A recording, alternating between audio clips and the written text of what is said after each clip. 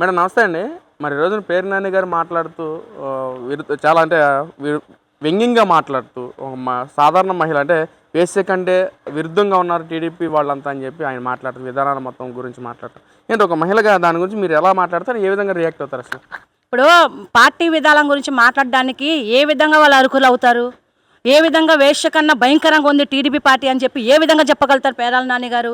ఎందుకంటే వాళ్ళ పార్టీ విధానం గురించి వాళ్ళ విధానం గురించి వాళ్ళ నాయకుల గురించి వాళ్ళు చేసే కార్యకర్తల విషయం దగ్గర నుంచి చిన్న స్థాయి దగ్గర నుంచి పెద్ద స్థాయి వరకు తీసుకున్న పెద్ద తలకాయ దగ్గర తీసుకున్న చేసేది వేశ్య వ్యవహారాలు వాళ్ళు. అంతేగాని ఇవాళ రాజు వచ్చేసేసి నోరు హద్దు లేకోకుండా నాలుక ఎట్టు పడతలో తిరిగిందని నరం లేని నాలుకలాగా వాళ్ళని పార్టీ విషయంలో వచ్చేసి మహిళల్ని కిందపరిచి అట్లాగే మళ్ళీ మహిళల గురించి ఈ విషయాల కింద వాడు చూసాడా వచ్చి పార్టీ అలా చేసిందని, ఈరోజు పార్టీ అలా మాట్లాడింది ఇలా చేసిందని. అంతకన్నా ఎక్కువగా భోగ వ్యవహారాలు చేసేది వైసీపీ పార్టీ వాళ్ళు. ఇవాళ రోజు మా టీడీపీ పార్టీ గురించి మాట్లాడడానికి వాళ్ళు ఎందులో కూడా పనికిరాని ఎదవలు చెప్పాలంటే, దానికన్నా పెద్ద ఎదవలళ్ళు. ఇవాళ రోజు ఒక ఏషకన్నా ఎక్కువ చేస్తుంది అని పదే పదే పదే పదే మాట్లాడుతున్నాడు. ఏ విధంగా మాట్లాడతాడు? ఎందుకు మాట్లాడతాడు? ఎంత అవసరం ఏమొచ్చింది? ఇప్పుడు నీ వాళ్ళు వెళ్ళి రేవంత్ రెడ్డితో కానీ అక్కడెక్కడికి వెళ్ళి పెద్ద తలగా వెళ్ళి మాట్లాడతా లేదా? ఏ విధంగా వెళ్ళి మాట్లాడి వాళ్ళ పనులు చేసుకోవట్లేదా? ఎత్తిదకంగా మాట్లాడి అనవసరమైన మాటలు మాట్లాడి మీకు మీరే అవమానం పాలయ్యి రోడ్డుకి ఇచ్చుకునే పనులు చేసుకుంటున్నారు మహిళలతో సహా. అంతేగాని నోరు అద్దులో పెట్టుకొని పార్టీ విషయంలో మాట్లాడేటప్పుడు కానీ విధాలుగా పెద్దలను ఎవరినైనా కానీ మాట్లాడేటప్పుడు కానీ ఒక కార్యకర్తను మాట్లాడేటప్పుడు కానీ నోరు అద్దులో పెట్టుకొని మాట్లాడితే చాలా బాగుంటుంది పేరాల నాని గారు. ఇంకొకటి చెప్తున్నా, పదే పదే పదే పదే తప్పుడు వివరాల గురించి మాట్లాడి అసలు ఎవరం లేకోకుండా మాట్లాడి నీకు నువ్వే చిన్నపోతున్నావే కానీ కొంచెం నోరు అద్దులో పెట్టుకొని వచ్చిన మహిళలను కూడా గౌరవించడం నేర్చుకో. ముందు మాట్లాడేటప్పుడు ఏ విధంగా మాట్లాడుతున్నాం పార్టీల గురించి అన్నప్పుడు, పార్టీ విషయంలో మాట్లాడేటప్పుడు దానికన్నా నీచమైన పార్టీ నీది, పనికిమాల పార్టీ నీది, కుక్క కన్నా ఈనమైన పార్టీ నీది. అంతేగాని నువ్వు ఒకదానికి సంబంధం లేకోకుండా నువ్వు తప్పు విధాలుగా మాట్లాడుతుంటే ఎవరు చూస్తా ఊరుకుంటారు అనుకున్నావా? ఇక్కడ పార్టీ కార్యకర్తలు కొంచెం నోరు హద్దులో పెట్టుకొని మాట్లాడండి. ఇప్పుడు ఇవాళ రోజు వరకు మన్నర్దాకా నీ పార్టీలో తల్లిని చెల్లిని బయటికి గెంటేమని చెప్పి నీ పార్టీ సిద్ధాంతంలో ఉందా? లేదంటే రోగులకి ఏ వాద్యం కూడా అందకూడదో చేయకూడదు అని చెప్పేసి నీ పార్టీ సిద్ధాంతంలో ఉందా? పలానా వాళ్ళ నీళ్ళని అక్కడికక్కడ తొక్కిపోయమని చెప్పేసి నీ పార్టీ సిద్ధాంతంలో ఉందా? మహిళలను కూడా తొక్కు పెట్టమని చెప్పి నీ పార్టీ సిద్ధాంతంలో ఉందా? ఏ విధంగా చూసుకున్నా కూడా మరి మీ రోజా ఉందే అక్కడికి వెళ్ళి ఇక్కడికి వెళ్ళి అన్ని పార్టీ విషయాల్లో ఎత్తి మరి నీ పార్టీ తలగా వెళ్ళి అక్కడికి వెళ్ళి మాట్లాడుతుంది కదా, మాట్లాడమని చెప్పి నీ పార్టీ సిద్ధాంతంలో ఉందా? అలాగే పెద్ద తలకాయ వెళ్ళి మోడీ గారిని కాలు పట్టుకొని అలా చేసి నాకు ఇది కావాలి అది కావాలని అడుక్కున్న రోజులు నిన్నప్పుడు అప్పుడు సిద్ధాంతం ఉందా నీ పార్టీలో? ఇవాళ రోజు వచ్చి ఇవాళ పార్టీ గురించి మాట్లాడుతున్నావు, అర్థమైందా నీకు? ఎందుకు పదే పదే పదే పార్టీల విషయాలు మాట్లాడుతున్నారు? చేతిలో సత్తా ఉంటే, మీకు దమ్ముంటే, కలేజా ఉంటే రా ప్రజల్లోకి వచ్చి మాట్లాడి అప్పుడు పార్టీ విషయాలు మాట్లాడు. అప్పుడు నీ పార్టీ ఏం చేసిందో సిద్ధాంతం నా పార్టీ ఇక్కడ ఏం చేస్తుందో చూపిస్తాం మేము. ఇప్పుడు ప్రజలకి ఆరోగ్యానికి విషయంలో కూడా చెడగొట్టింది నీ పార్టీ అని మీ సిద్ధాంతం నేర్పించుకుంటున్నది మీరు, మాట్లాడుకుంటున్నది మీరు. ఇవాళ రోజు అన్ని అభివృద్ధిలోకి తెచ్చి అన్ని విధాలుగా అభివృద్ధి చెందుతున్న పార్టీ గురించి ఇవాళ రోజు నువ్వు మాట్లాడుతున్నావా? నీ పార్టీ మటుకు అంటే పేదవాళ్ళకి ఇల్లు ఇస్తానని చెప్పి తోచుకుంది నీ పార్టీ, అది సిద్ధాంతంలో ఉంది నీ పార్టీలో. ఏమి అట్టగే పాలన వాళ్ళకి మహిళలకు బిల్లు రాకుండా చేసింది నీ పార్టీ. ఇవాళ రోజు బిల్లులు తెప్పేస్తుంది అది చంద్రబాబు నాయుడు గారు. కానీ ఏ విధంగా నువ్వు మాట్లాడుతున్నావో నాకు అర్థం కావట్లేదు. ఏ విషయంలో నువ్వు ఎందుకు తల దూరుస్తున్నావో నాకు అర్థం కావట్లేదు. నీ పార్టీ సిద్ధాంతాల గురించి మాట్లాడేటప్పుడు నీ పార్టీ ఏం చేసింది, నీ పార్టీ ఏం చేస్తే ఇవాళ ఈ పార్టీ గురించి నేను మాట్లాడాలని చెప్పి మాట్లాడు, అది బాగుంటుంది. అంతేగాని నీ దగ్గర ఇన్ని తప్పులు పెట్టుకొని మీరే ఇన్ని కేసులు వేసుకొని మీరు ఇందుకు వస్తున్నా కూడా మీ మీద ఇంత జరుగుతున్నా కూడా సిగ్గుసరం రాకపోతే మేమేం చెప్పలేం. అంటే ఇంత సిగ్గుమాల పార్టీ కాబట్టి పక్కన వాళ్ళ గురించి మాట్లాడడానికి సిగ్గుసరం లేని పార్టీ నీది. అంతేగాని ఇవాళ రోజు చంద్రబాబు నాయుడు గారి గురించి కానీ లోకేష్ బాబు గురించి కానీ కూటమి ప్రభుత్వం గురించి మాట్లాడడానికి మీరు ఎందుకు సరిపోరు? ఎందుకంటే వాళ్ళ ఏ ఇంటికి కూడా పీకలేరు. మేము చెప్పాలంటే పచ్చిగా మేము చెప్పలేం, మీకులాగా దిగదార్చి మేము మాట్లాడలేం. ఎందుకంటే నీచమంగా మాట్లాడే పార్టీ మీది కాబట్టి, నిజాయితీకి గౌరవంగా ఆడపిల్లలు పద్ధతిగా మాట్లాడమని నేర్పించింది మా పార్టీ కాబట్టి మేము అందుకనే ఎవరిని కూడా తప్పు పట్టుకోకుండా మేము నీతిగా మాట్లాడతాం. నీతిమాల పనులు మాట్లాడి నీతి దిగజారిపోయిన పార్టీ మీది. అంటే ఇది మొత్తం పక్కన పెడితే అసలు డెవలప్మెంట్ కానీ సంక్షేమం కానీ అసలు కుటుంబ ప్రభుత్వం అసలు ఏమీ లేదు. ఈ రోజున ఆయిల్ విషయంలో కూడా చంద్రబాబు ఆయిల్ ఇవ్వలేకపోతున్న ప్రజలకు. అలాంటి వాడు రాష్ట్రాన్ని బాగు చేస్తాడు, డెవలప్మెంట్ చేస్తారని చెప్పి ప్రజలు ఎలా నమ్ముతారు అని చెప్పి కూడా సజ్జల రామకృష్ణారెడ్డి మాట్లాడుతున్నాడు మేడం. అసలు దాని మీద మీ అభిప్రాయం ఏంటి అసలు?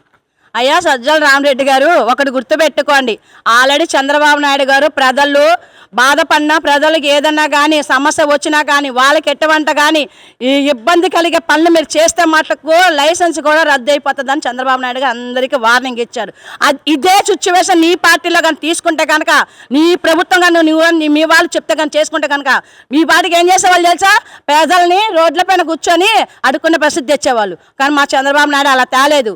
ప్రతి ఒక్కరికి ఆయిల్ అందేటట్టు చేశాడు, ఎవరిని ఇబ్బంది పడుకోకుండా చేశాడు, ఎవరికి వాళ్ళకి ఎప్పటికప్పటికి అప్డేట్లో ఉన్నారు చంద్రబాబు నాయుడు గారు. అదే మీ భవిష్యత్తు గురించి చూసుకుంటే మటుకు మీ అన్న ఉన్నారే, మీకు అన్న అవుతాడో బావ అవుతాడో తమ్ముడు అవుతాడో మీ జగన్మోహన్ రెడ్డి గారు ఉన్నారే, ఆయనైతే మటుకు ఏసీలో కూర్చొని ఈ బటన్ నొక్కుతున్నా ఆ బటన్ నొక్కుతున్నాను, వీళ్ళతో మాట్లాడుతున్నాను, వీళ్ళతో చర్చిస్తున్నాను, వీళ్ళతో కాన్ఫరెన్స్ మాట్లాడుతున్నాను, వీళ్ళతో కాన్ఫరెన్స్లో ఉన్నాను, వీళ్ళతో ఫోన్లో ఉన్నాను, నేను అన్నీ మాట్లాడుతున్నాను, అప్డేట్లో తెస్తున్నాను అని చెప్పి ఆ పనికిరాని మాట్లాడుతూ మీడియాకి ఇస్తుంటాడు. మా చంద్రబాబు నాయుడు అలా చేయలేదు. ఇమ్మీడియట్గా ఎవ్వరికి ఇబ్బంది లేకోకుండా, ఏ విషయంలో కూడా కష్టపడకోకుండా ఎమ్మటే చర్చించి ఎమ్మటే క్లియర్ చేశారు. ఇది చంద్రబాబు నాయుడు గారు అంటే. అంటే ఇక డెవలప్మెంట్ పరంగా చూసుకుంటే గూగుల్ కానీ టీసీఎస్ కానీ మొత్తం జగన్మోహన్ రెడ్డే మన రాష్ట్రాన్ని తీసుకొచ్చారు. అసలు జగన్మోహన్ రెడ్డే కానీ లేకపోతే మన రాష్ట్రానికి ఇలాంటి కంపెనీస్ కూడా వచ్చేవి కాదు. కానీ కూటమి ప్రభుత్వ నాయకులు ఈ మొత్తం నేనే తీసుకొచ్చానని చెప్పి క్రెడిట్ చోరీ చేస్తూ గొప్పలు చెప్పుకుంటున్నారని చెప్పి అంటున్నారండి. అసలు ఏంటి అసలు డెవలప్మెంట్ అయింది చంద్రబాబు హయాంలోనా లేక జగన్మోహన్ హయాంలో? గూగుల్ వచ్చింది చంద్రబాబు హయాంలోనా జగన్మోహన్ హయాంలోనా? ఏంటి అసలు? అయ్యా నాకు తెలియక అడుగుతాను, జగన్మోహన్ రెడ్డి గారు ఎక్కడున్నారండి ఇన్ని సంవత్సరాలు? ఎక్కడున్నాడు? ఏ విధంగా ఉన్నాడు? ప్రపంచాలు ఆయన పుట్టి ఎరిగాక ఎవరికైనా ప్రజలకు తెలుసా? రాయలసీమలో ఎవరికైనా తెలుసా? ఆయన పెళ్లి చేసుకుని ఎక్కడో లండన్లో బిస్కెట్ వ్యాపారం చేసుకుంటూ కాగితాలు కవర్లు ఇవన్నీ ప్యాకింగ్ పెట్టుకొని బతుకుతున్నాడు అక్కడ. ప్రజల్లోకి ఎప్పుడు వచ్చాడు అయ్యా ఆయన? ఏ విధంగా వచ్చాడు? ప్రజల్లో గుర్తింపు ఏ విధంగా వచ్చాడు? వాళ్ళ బాబు దూరంగా వచ్చింది ఆయనకు, అంతే. అది కూడా వాళ్ళ బాబుని వాళ్ళ బాబాయిని చంపడానికి ప్లాన్ చేసి బాబాయిని చంపించిన తర్వాత ఒక్క ఛాన్స్ కోసం వచ్చి 5 ఏళ్ళ పరిపాలన చేస్తే జీవితాంతం చేసేసినట్టేనా? ఏ విధంగా చెల్లుద్ది? అంటే నువ్వు 5 ఏళ్ళు పరిపాలన చేసింది ఎక్కడ? ఈ 75 పరిపాలన చేసింది ఎక్కడ?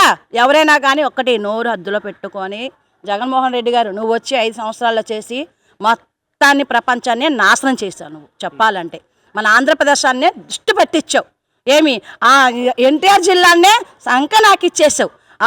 ఈ కూటమి ఆ కూటమి అని చెప్పేసి మొత్తానికి రోడ్ల పాలు చేసేసావు. ఏ రోడ్డు కూడా నడవడానికి లేకుండా గుంతలు పడేటట్టు చేసావు.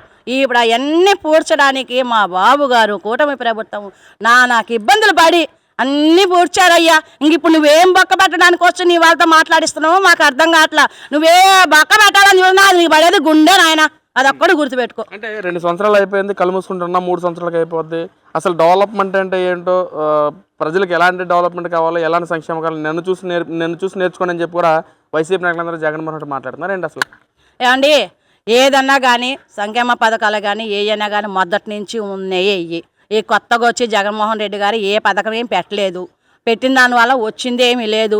వచ్చాడే కానీ చెత్త పన్ను అన్నాడు, ఆ పన్ను అన్నాడు, ఈ పన్ను అన్నాడు, ఇంటి పట్టా ఇస్తా అని చెప్పాడు, ఆయన ఫోటో వేయించుకున్నాడు.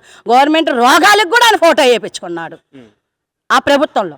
ఈ ప్రభుత్వానికి వచ్చినప్పటికి మా చంద్రబాబు నాయుడు దగ్గరకు వచ్చేటప్పుడు ప్రభుత్వం ముద్దగా ఉండాలన్నారా కానీ ఇంటికైనా కానీ గవర్నమెంట్ దేనికే కానీ ఆయన ఫోటోలు వేసుకొని తిరగలేదే.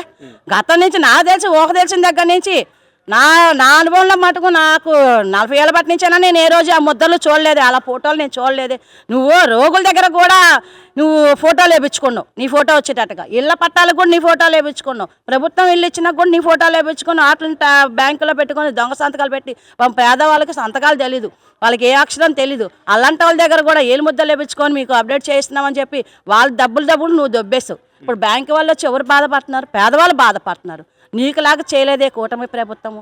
నీలాగా పేదవాళ్ళు కడుపు కొట్టి చంద్రబాబు నాయుడు గారు ఏ ఇల్లు లాక్కోలేదే. ఇంకా పేదవాళ్ళకి ఇల్లు ఇస్తున్నాడు, మంచినీళ్ళు ఇస్తున్నాడు, ఫుడ్డు పెట్టేస్తున్నాడు, పిల్లలు చదువు కోసం అభివృద్ధి చేయిస్తున్నాడు.